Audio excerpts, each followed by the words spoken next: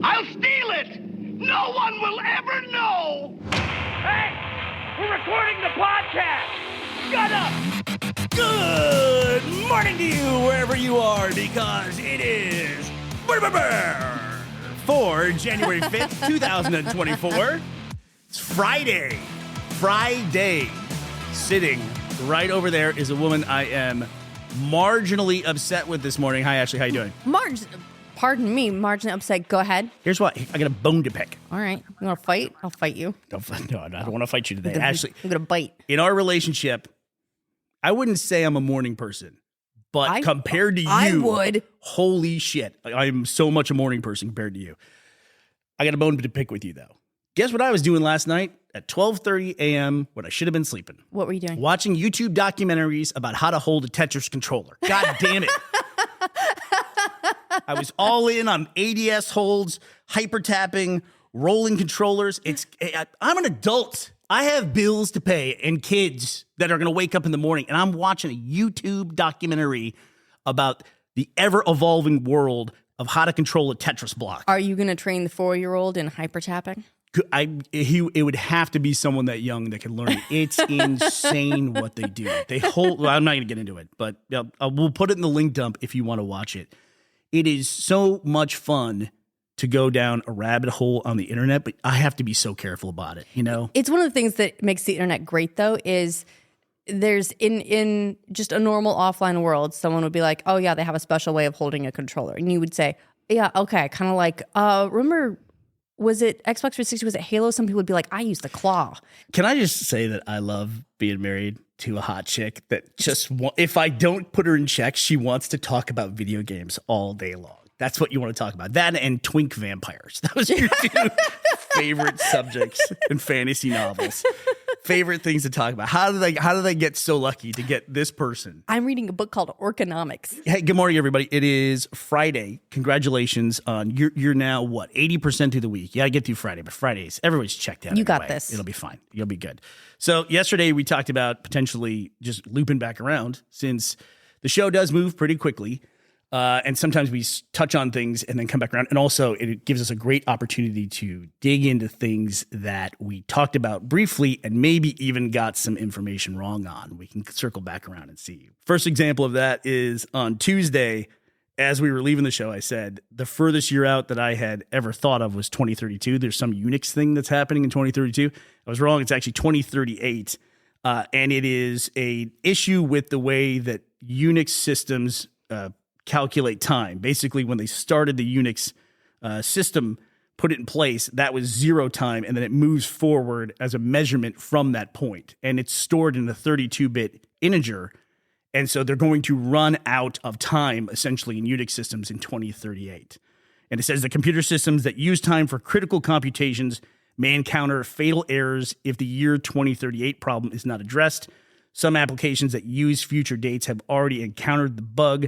The most vulnerable systems are those which are infrequently or never updated, such as legacy and embedded systems. That's it. That sounds like power grids and airlines to me. I read a really disturbing headline, I think it was yesterday, that the San Francisco metro system, the transit system, is still running off 5.25-inch floppies. We used to travel a lot.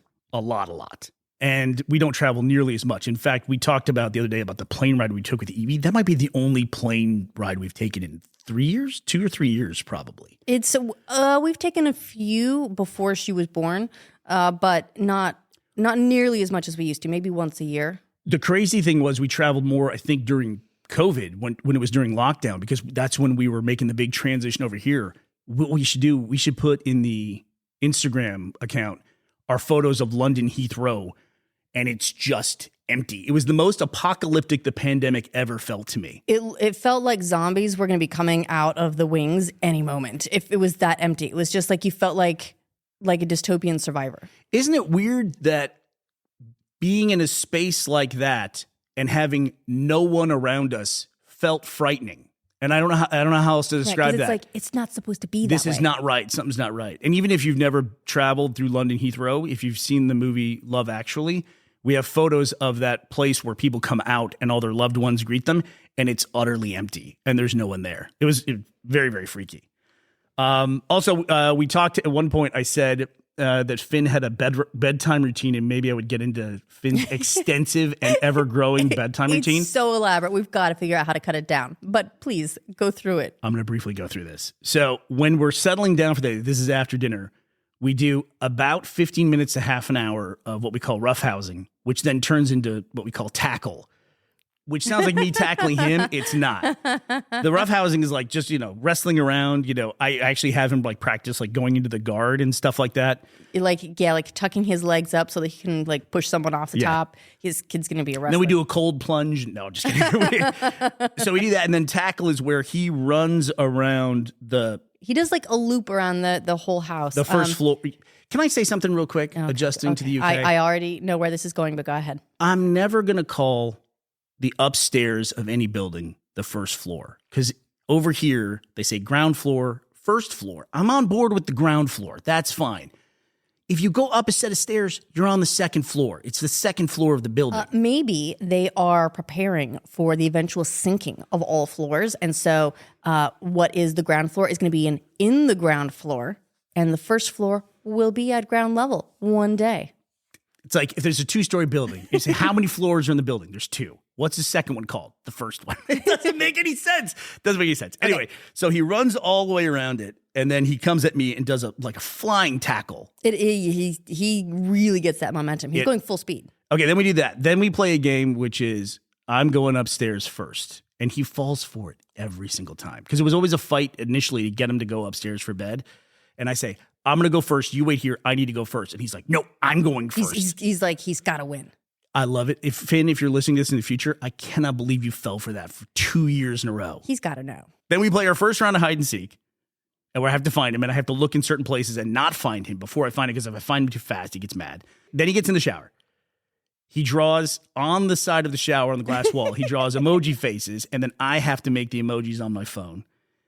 Then we do what's called cozy towel. One of the things we discovered when we were on The Amazing Race was everything we had for 22 days, we had to pack into one backpack. You can bring whatever you want, but you're going to have to drag it all around the world.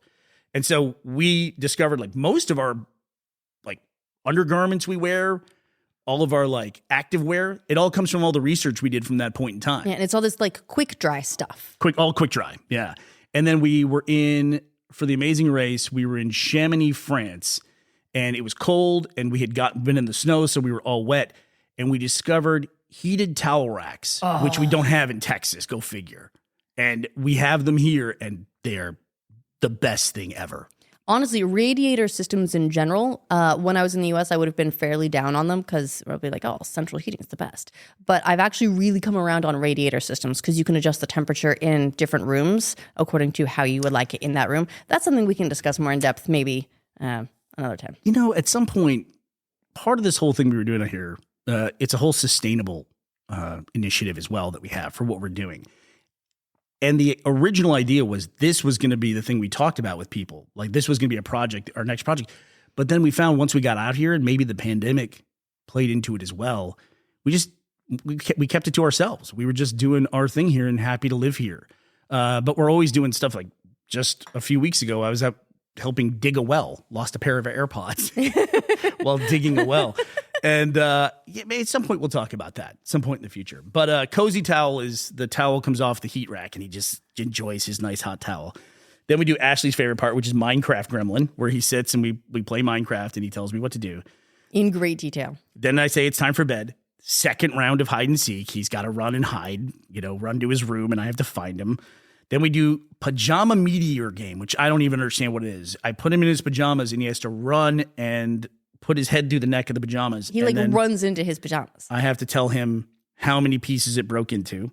Then he has to change his avatar. He has a school app, and he has an avatar, which is a little cartoon monster that he can dress in different things. He has to change that. Then we do our points for the day. It's a little point system we have where if he was brave, and if he did his chores, and if he works hard, and working hard means at this point he has to work on either his letters or his numbers. So we'll do that. Then we brush his teeth. Then it's story time. After story time, it's funny story time, which is where I read a book differently. He would have me read a story that he already knows. This is every single night. Now, Ash, we have a new one, which is made up story. Where I have to tell them a made up story. I just spin them a little narrative. Is that where all the stories about how like Mush came to live with us? That's it. Happen? Okay. That's where he's been talking about that. He keeps getting upset with me because he'll ask me for the story and I'll tell him, and then he tells me I get it wrong. So then toothbrushing is in there Will somewhere. knows everything. And then he tells me, this is where the turn happens. Daddy, I love you as much as the whole world. He tells me that. Then we send voicemails now to Teddy and to Bubba because they're over in America right now. Bubba is JD. Bubba is JD. He couldn't say brother, so he called JD Bubba, and Bubba stuck.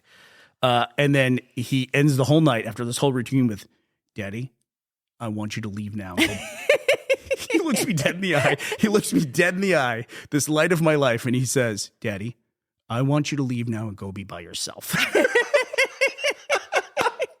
And then I'm gone. So that's my nighttime routine with Finn. That is an hour every night that we do. It's elaborate. We've got to figure out how to streamline that a little bit. Okay, and then moving on to the Wednesday show, we talked a little bit about the difference between sports and the commercialism and capitalism and endorsement of sports. I looked into that. It's really kind of crazy. There was a great blog. It's called huddleup.substack.com.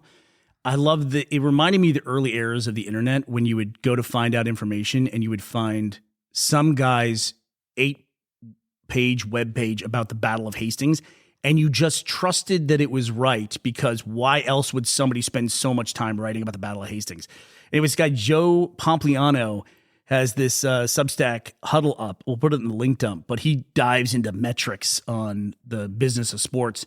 And he was talking about the difference between sponsorships for jerseys in Europe and UK versus in America. Manchester United, they have a kit sponsor, that's Adidas. They have a jersey sponsor, it's currently TeamViewer. And then they have a sleeve sponsor, which is a logo that goes on the sleeve. So kit, that's going to be what, shoes and stuff? Well, it's just like it's on the jersey. It's like a patch up here. Okay. I did find out from his blog, I'll call it a blog, from his blog that now NBA teams in the U.S. have it. MLS teams, go figure, in the U.S. also have it.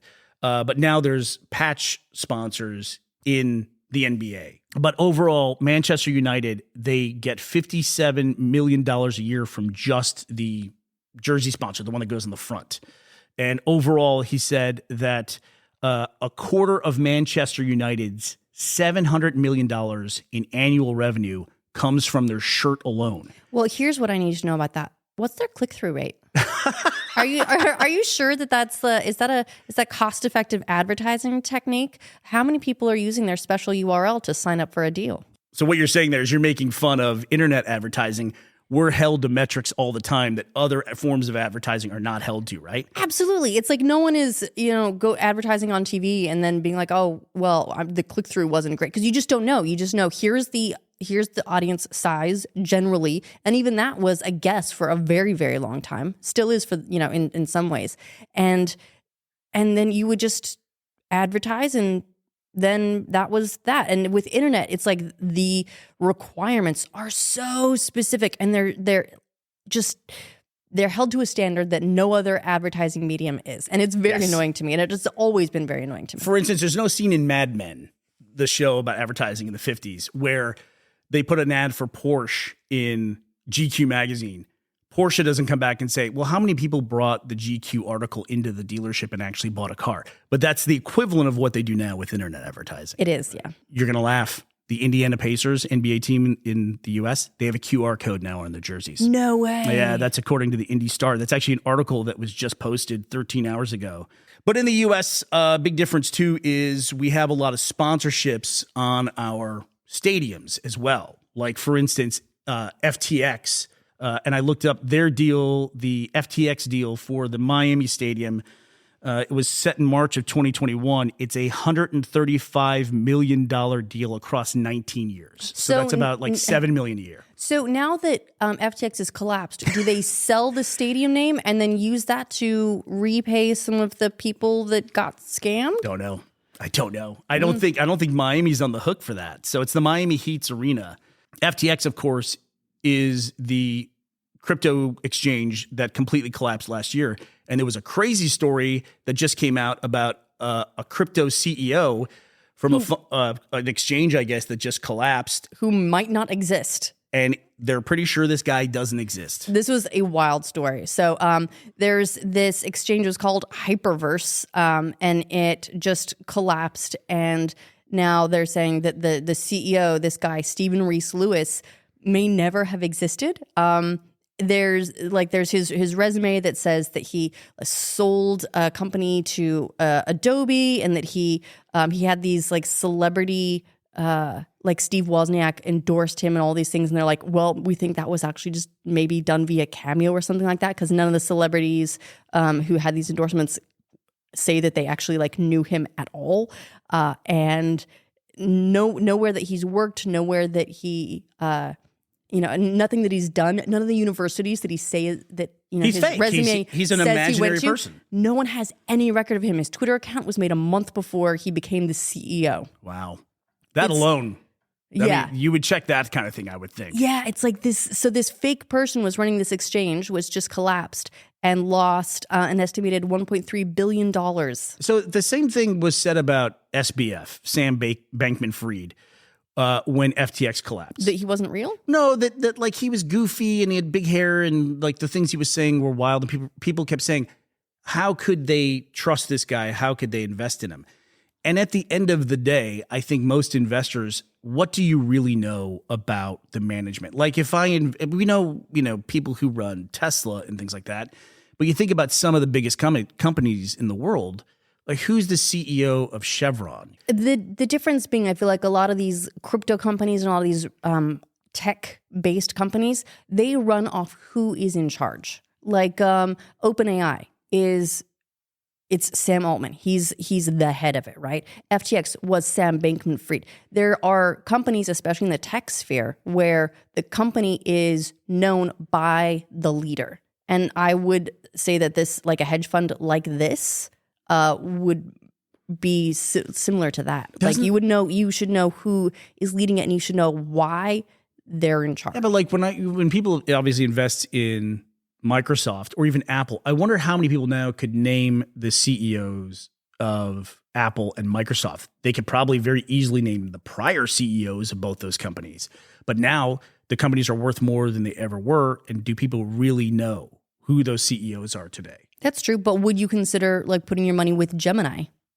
Because it was the What's-One's twins. Winklevoss. The Winklevoss twins. Winklevoss. Yeah. Would I consider it? I mean, if I'm considering crypto in general, I mean, maybe, but it's just wild. Here's the world we live in now, Ash. It's an imaginary person. Before, even when you had like, when Bernie Madoff scammed a bunch of people, they knew it was Bernie Madoff. It was a person and they could go after him.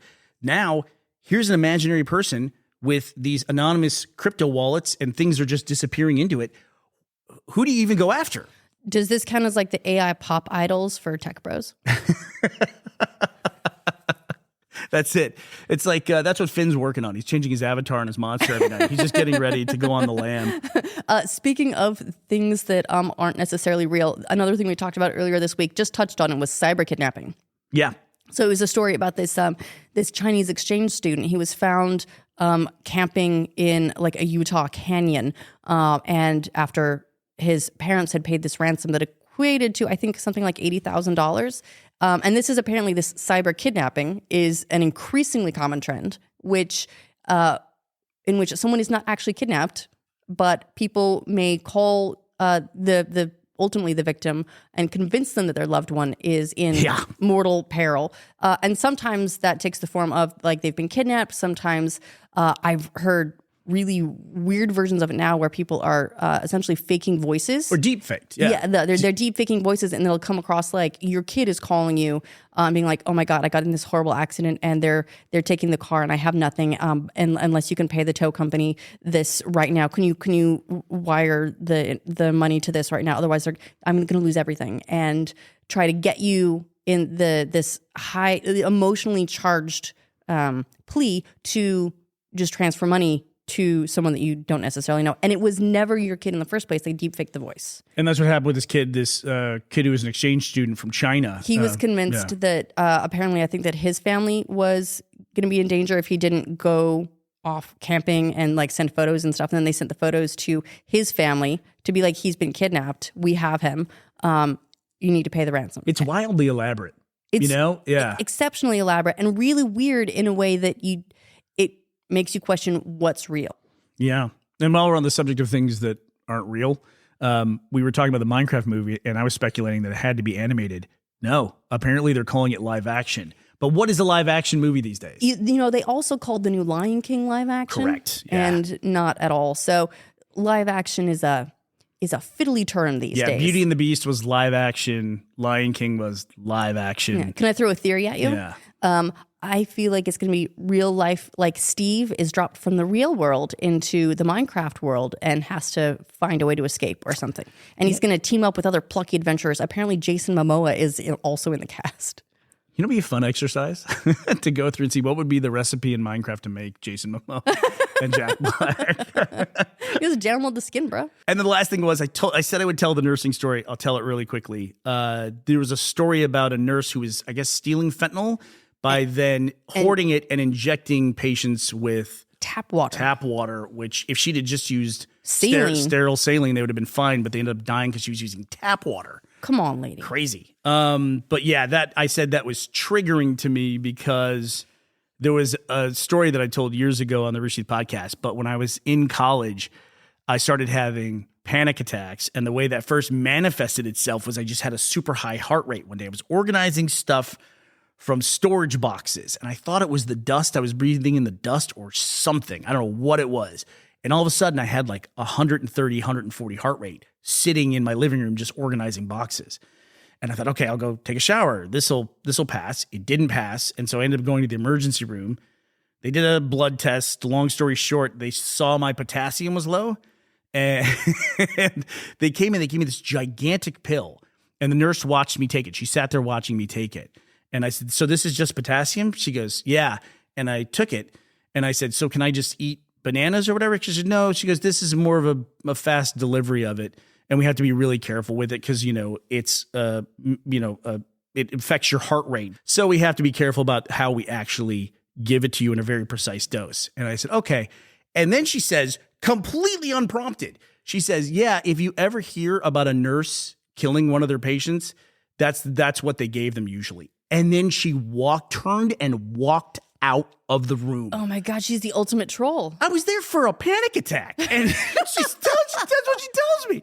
I almost lost my mind. I thought I was going to die. I was already in such a state as it was. I can remember her saying that and turning on her heel and leaving. What the hell is wrong with you, lady? Okay, Ash, well, that's our week in review catch-up roundup. I think we're going a little bit long here, so any closing thoughts? I just want to say thank you to everyone who's joined us for the launch so far. Thank you for listening on Spotify, for following the show and clicking the bell and leaving a rating. All that's helped us out so much to have a strong launch so that hopefully more listeners can find us. It's been really fun to just see what everyone thinks and to have you all join us on our audio journey. Yeah. And the timing of starting this podcast, I'd be lying if I say it wasn't affected by some of the things we talked about today. There's AI fake CEOs, deepfake kidnappings. What the future of entertainment is going to be is really radically changing by the developments in the AI world. And who knows how much longer humans will be doing this. And so that affected my decision to come back. I don't know about you. Yeah, do all we can. Anyway, we'll be back to talk to you on Monday. We hope you'll be here as well. Bye, everybody.